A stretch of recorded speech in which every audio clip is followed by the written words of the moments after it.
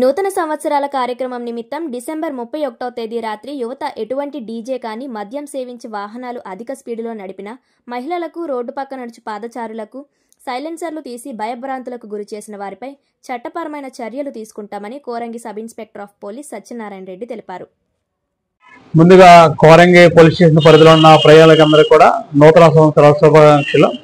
అదేవిధంగా ఈరోజు డిసెంబర్ 31 సందర్భంగా మేము పోలీస్ స్టేషన్ పరిధిలో లిమిట్స్ లో ప్రతి చోట ఏంటంటే పకడ్బందీగా బందోబస్తును ఏర్పాటు చేయడం జరిగింది.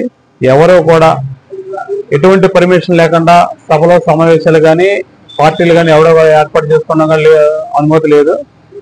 అదేవిధంగా అటువంటి గట్ట ఎవరైనా ఏర్పాటు చేస్తే వాళ్ళపై చట్టపరమైన చర్యలు తీసుకోవడం జరిగింది. ఎవరు కూడా అనవసరంగా ఎవరు కూడా రోడ్ల మీద రావడానికి వీలు లేదండి.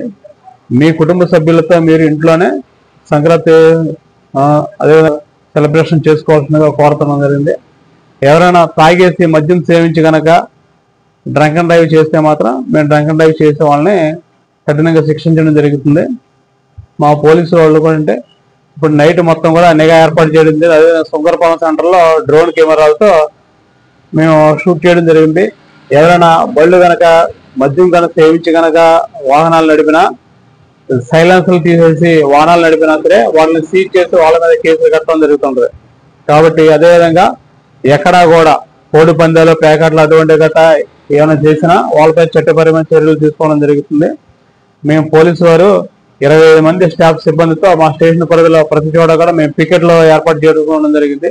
నైట్ అంతా మేము కూడా ముమ్మర గస్తీ ఏర్పాటు చేయడం జరిగింది. కావున ప్రజలు ఎవరు కూడా అనవసరంగా రోడ్లపైకి వచ్చి ప్రజలకు ఇబ్బందులు కలిగిస్తే వాళ్ళందరి పైన కఠిన చర్యలు తీసుకోవడం జరిగింది.